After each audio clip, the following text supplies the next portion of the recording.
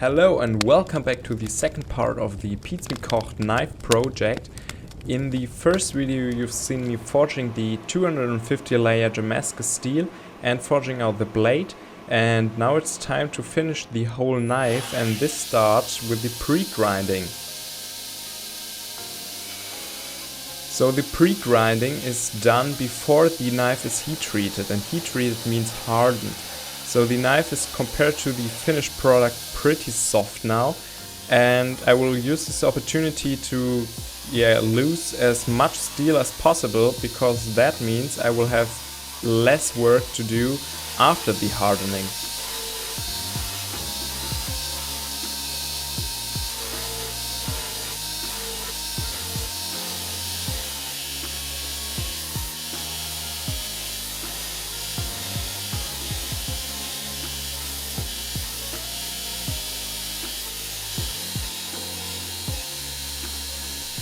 So now I will heat treat the knife, and this starts with normalizing the blade. So I will first heat up the blade to about 790 degrees Celsius in this controlled electrical heat treating oven, and then let it cool down really slowly, and this will be repeated 3 times. And what this does is refine the grain structure, the molecular structure of the steel, and this will make the steel sharper in the end. And once that is done, I will heat up the knife to about 800 degrees and then quench it in this special heat treating oil here, and this will cool down the blade really fast and thus make it very hard but also very brittle.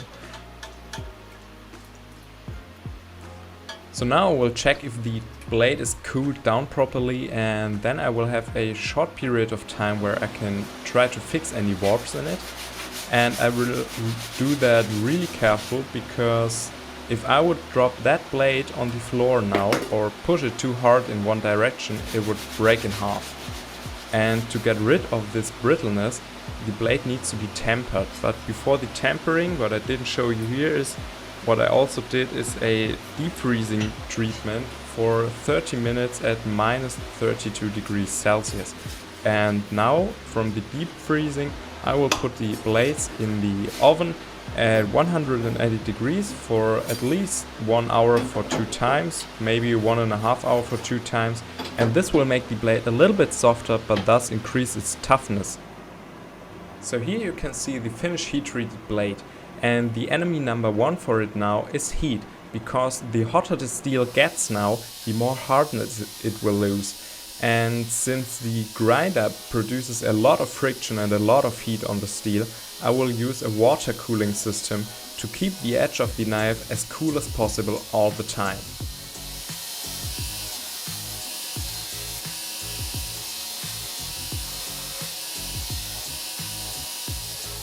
During the finish grinding, I will also constantly check the blade for straightness, because you don't want a crooked cutting edge later.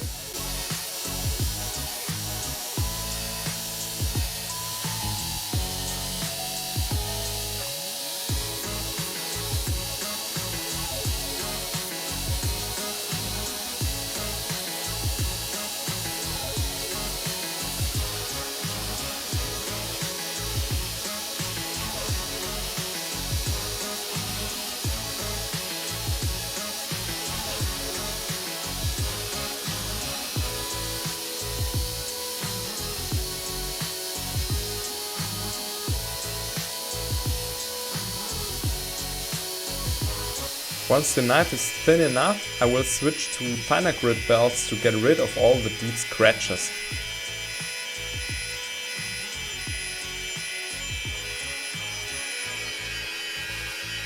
I will also round off all the sharp corners on the spine and the choil of the knife. This will make it feel nicer and better in the hand later.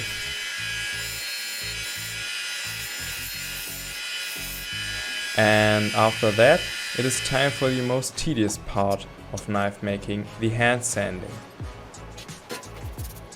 Here I will polish the steel by hand, and this will take about 1 to 1.5 hours, but it is necessary to prepare the steel for the etching in the ferrochloride.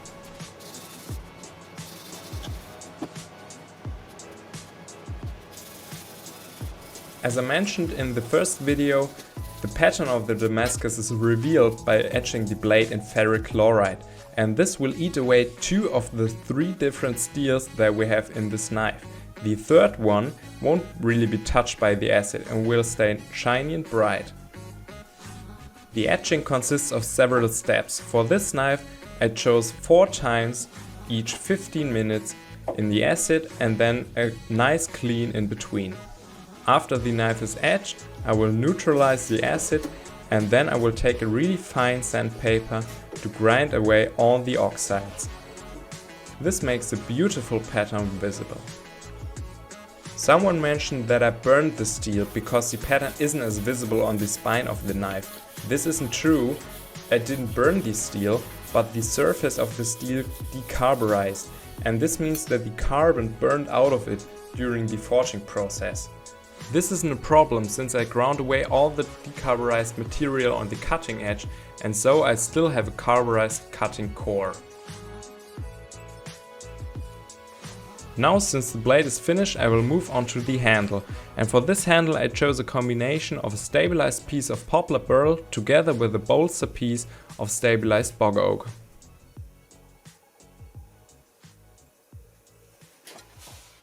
First I will mark out the handle, then cut it to size and length and grind it flat.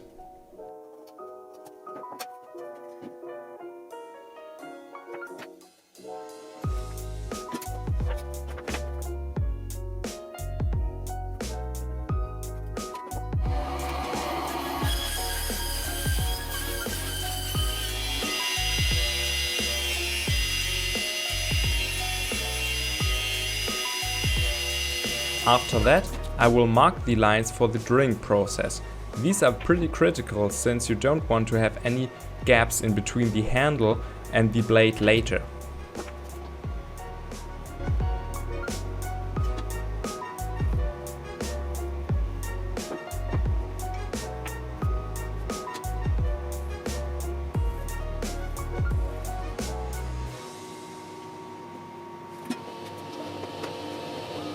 I will use a very small drill bit to drill all the holes and then carefully connect them together.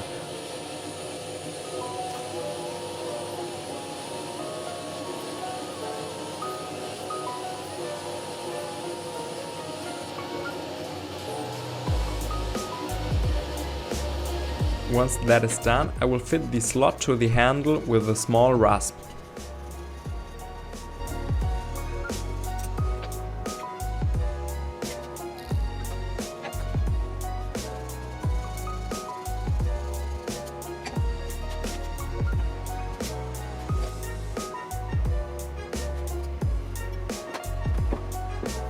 Then I'll glue together the 2 pieces of wood to make it easier to grind the handle, but I will not glue the blade to the handle yet. This is why I cover the tang in Vaseline. This prevents the glue from sticking to the tang, so I can later just pull the knife out of the handle.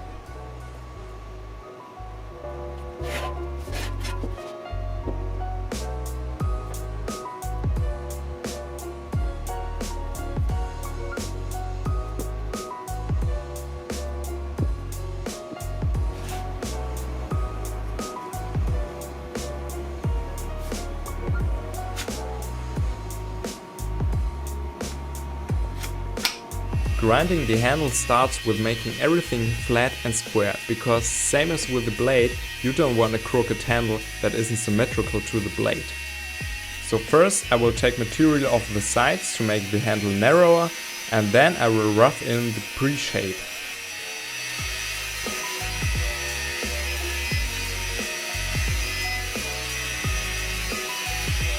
For that I will use the corner of my belt grinder and also the wheel to get in all the radii.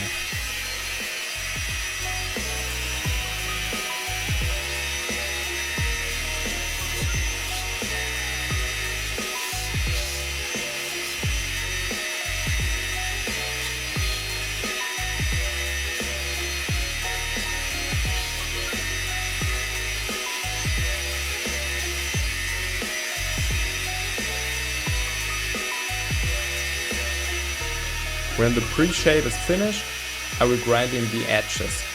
And this is also first done with a very rough belt and then later refined with a finer belt to make the hand sanding process easier.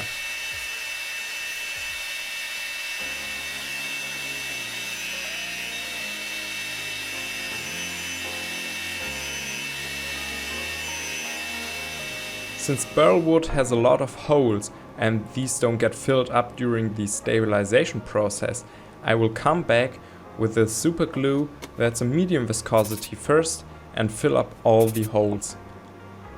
Once that is finished, I will go back to the grinder, grind everything flat again, and then repeat the process with a thinner glue about 3 times.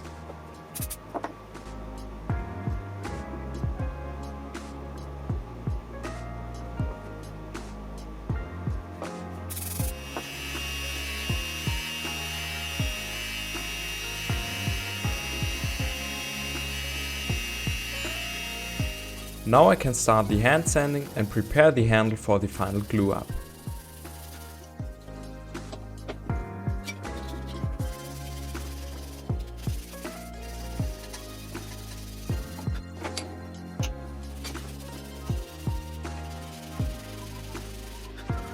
Now I clean the tang, then mix up a batch of the 5-minute epoxy and fill all of the handle with it.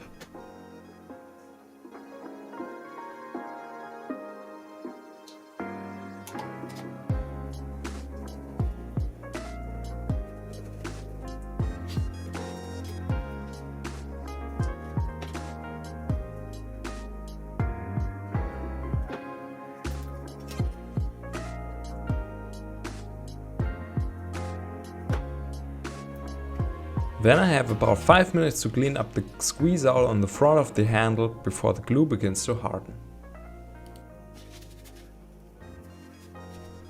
You can see that I'm just pressing together the blade and the handle with my hands. In my opinion, that's more than enough, because the fit up is already perfect. That's why I don't need a high pressure to bring together both pieces.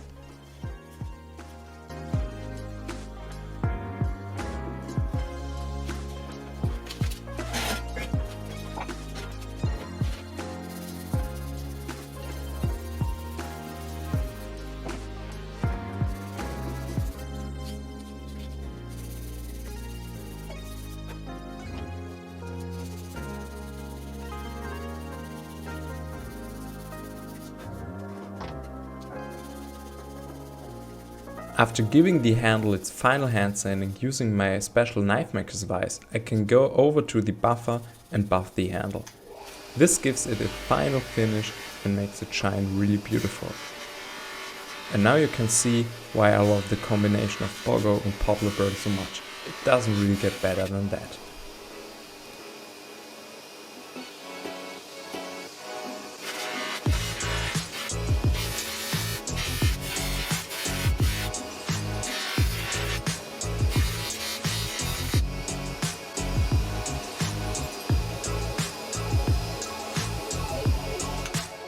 The knife is basically finished now, but besides from its sharpness, it needs one more thing. The name of the person receiving it, which is Peter. So I will use this special printer to make a custom etching stencil to etch in the name.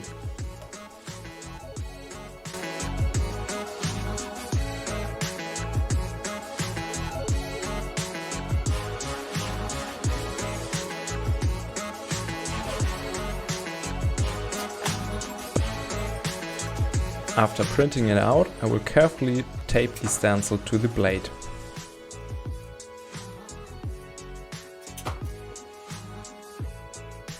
Then I will apply the etching solution to the stamp and electro etch the name into the blade.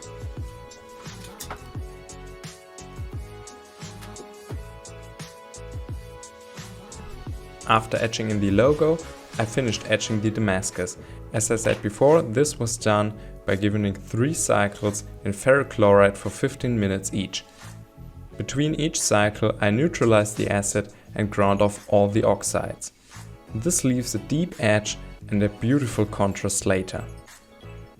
To make the contrast even better, I let the blade soak in the warm orange juice for about 2 hours. Some people still use instant coffee for that, but in my opinion the orange juice works even better.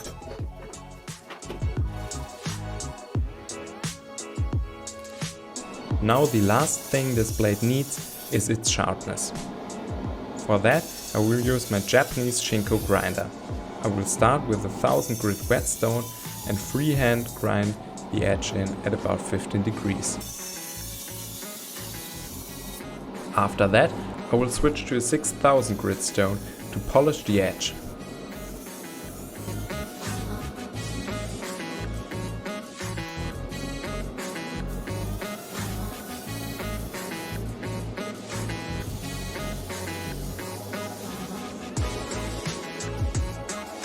Now I'm getting rid of the burr on the edge by stropping the blade on my leather wheel with a polishing compound on it.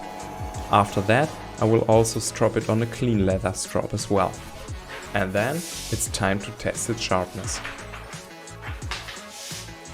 As you can see, thick copy paper doesn't stand a chance. But to be honest, that isn't a good test to test the sharpness, because any decent knife can cut copy paper. That's why I will switch to thin newspaper now.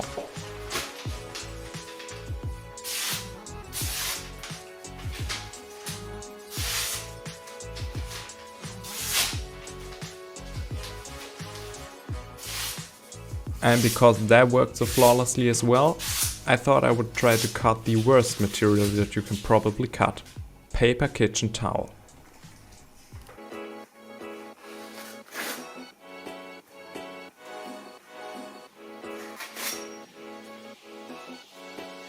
Now that the knife is 100% finished, I think it's time for some beauty shots. It's also time to thank Peter for this opportunity. This was by far the coolest project I've ever made, and it will be for a very long time. But also I want to thank you for all of your support here on YouTube as well as on Instagram. If you liked the video, please give it a thumbs up and tell me in the comments what you think about the knife. If you want to see more of my work, be sure to subscribe and follow me on Instagram for way more content and behind the scenes posts. Thank you very much for watching, have a nice day and keep grinding.